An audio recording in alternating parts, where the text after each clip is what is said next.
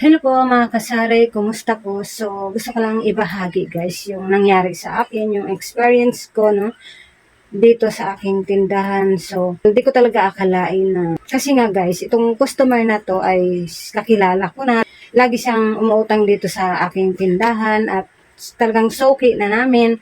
Saka maganda kasi talaga siya magbayad.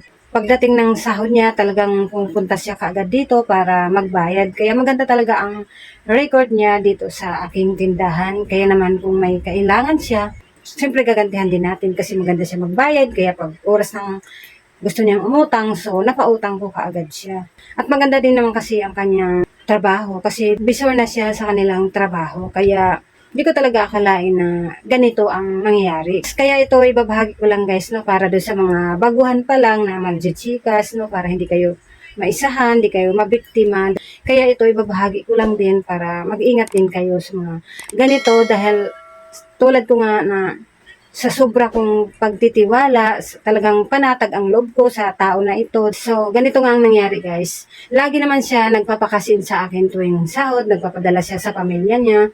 Papakasin siya sa akin guys, minsan 5K, 7K, depende yon. Kaya, ayun, nasanay na talaga ako na lagi niya yung ginagawa at mayroon siyang katawagan din lagi sa phone niya.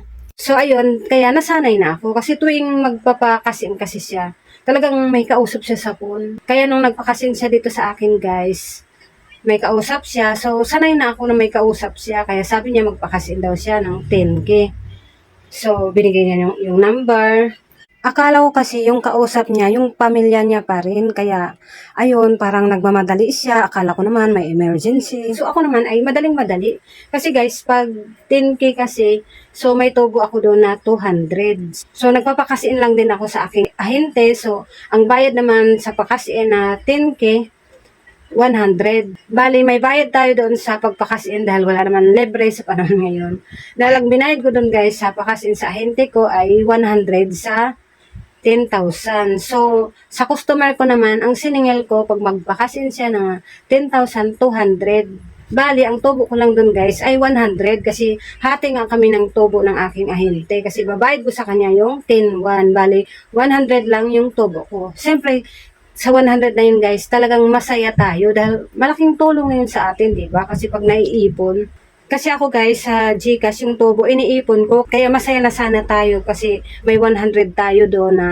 Kasi dito ko kasi nilalagay yung tubo ko sa GCash. So may buo na rin dito guys kasi nagpapabarya ako pag halimbawa mabusan ako ng tig 100. So nag-start ako maghulog dito guys noong January 1, 2025. So ayan. Pag may tubo sa GCash dito ko hinuhulog araw-araw. Pero sa load guys, wala na akong tinubo dahil ayan, dahil diyan kami naglulod, wala na akong naiipon sa ilod kasi nga yung mga anak ko dito lang naman sila, hindi kasi sila lumalabas kaya ang libangan lang talaga nila cellphone. So talagang magastos sa load pero hinayaan ko na lang kasi hindi naman nila pinabayaan yung pag-aaral niya. May honors pa rin naman sila kaya pinagbigyan na ko na lang kasi talaga namang nakakainip kasi dito lang sila sa loob ng bahay. So ayun nga guys, kaya tong tuwa na sana tayo sa 10,000 dahil may 200 tayo doon. So, 100 sa akin, 100 sa ahente na ibabayad ko. So, ganito nga ang nangyari.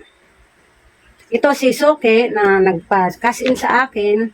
Sa sobrang, yun talaga ang pagkakamali natin. No? Sobra tayong kampante, sobra tayong nagtitiwala sa isang tao. No? So, ayun.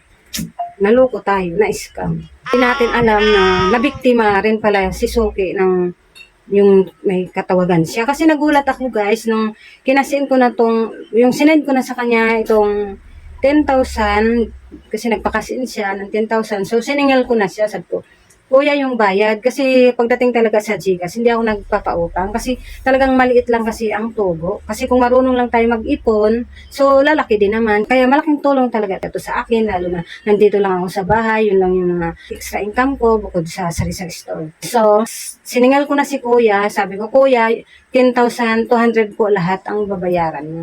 Sabi ba naman niya, guys, wala akong pera. Ha, wala kang pera pero nagpapakasin ka.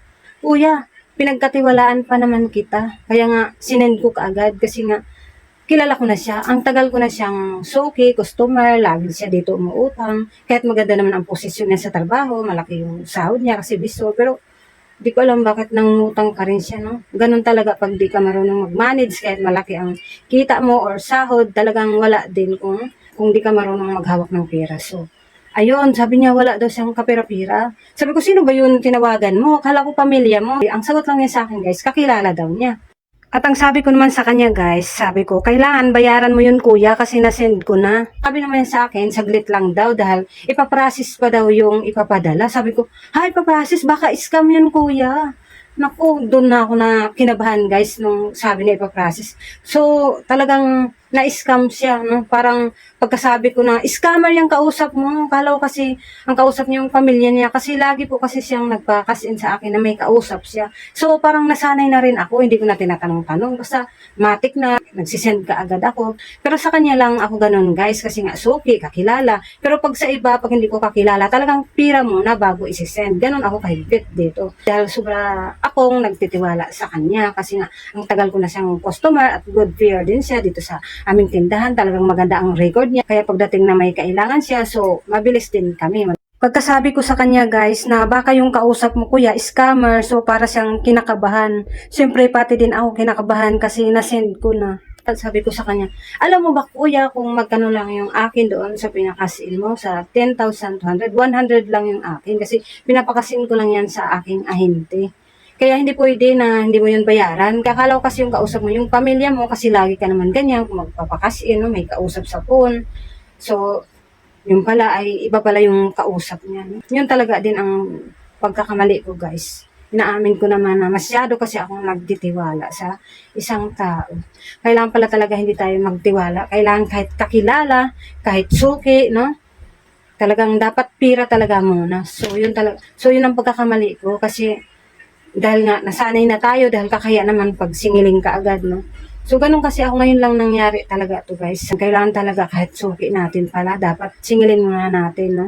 Bahala na sila magalit. Kasi yung iba kasing nagpapakasin, parang nagagalit, no? Yung iba, napansin ko lang, guys, may nagagalit, may ganyan. Siningil, siyempre, nanigurado lang tayo, lalo na hindi natin kakilala. Ito nga, kakilala, scammer pala yung kausap niya. So, ayun nga kasi nangyari, hindi niya binayaran yung pinakasin niya sa akin na 10,000. Umalis na lang siya bigla pa dahil nga may iba pa akong customer na inassess. So, na talikuran ko siya, kaya yun, umalis siya bigla. Pagkaalis niya, guys, tinawagan ko yung pinakasinan niya ng number. So, nag-ring naman, kaso may pinatay. Kaya sabi ko, iba to, scammer. So, kawawa, parang naawa ako sa kanya kasi ang pagkakamali kasi dapat pala hiningi ko muna kahit kakilala. So, yun na talaga ang natutunan ko ngayon, guys. Kahit magalit sila, dapat pira talaga muna, no? Huwag talaga tayong pakampante, huwag tayong masyadong magtitiwala, di porkit kakilala pala natin, no? So, ngayon, dahil tinawag ko siya ulit, dahil umalis siya eh. Hindi pa nga kami tapos mag-usap, paano na yung 10,000, magkano lang yung akin doon.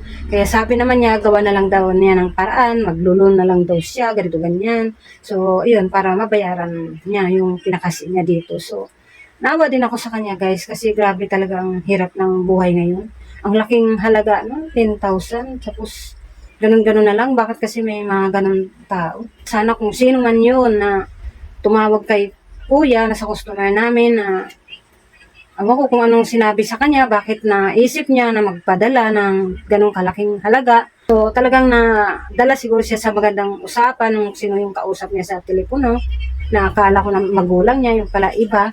So, ayun, kawawa din talaga siya. So, kumbaga nadadamay lang talaga ako kasi dito siya nagpakasin. So, di ko naman talaga akalain na ganun maiisip niya kasi ang ganda ng posisyon niya. At saka, di ko talaga naisip kasi yun, guys. Kasi, lagi naman kasi siya nagpapakasin dito sa akin na minsan may katawagan siya. Kaya nasanay na ako. So, ayun. Kaya, aral na lang talaga sa atin na kahit kakilala natin, huwag tayong magtitiwala. Dapat, pira muna talaga, no? Para hindi makaisa sana yung scammer na yun. Dahil sa pagtitiwala na loko, no? Na scam. Ang swerte naman ng nakakuha ng 10,000. Sana talaga karma din yung mga scammer na yun, no? Siguro marami na silang naloko na ganun. Kaya ayun guys, kaya dapat talaga matakot tayo sa karma, huwag tayong gagawa ng masama. Okay lang naman paunti-unti ang kita natin, basta mabuti lang, wala tayong inapakang tao, wala tayong piniperwis yung tao. Ipagdasal na lang talaga natin yun guys, na sana wala na silang mabiktima kasi kawawa talaga yung nabiktima nila, hindi alam kung anong gagawin.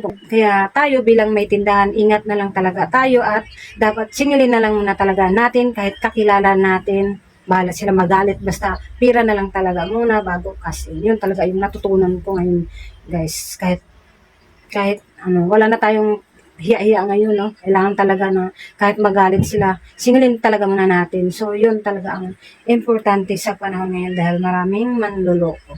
So, ayun lang guys, yung naibahagi ko for this video, no? Para magkaroon kayo ng konting idea, para makapag-ingat din kayo. Kaya maraming salamat po sa mga nanonood. Bye!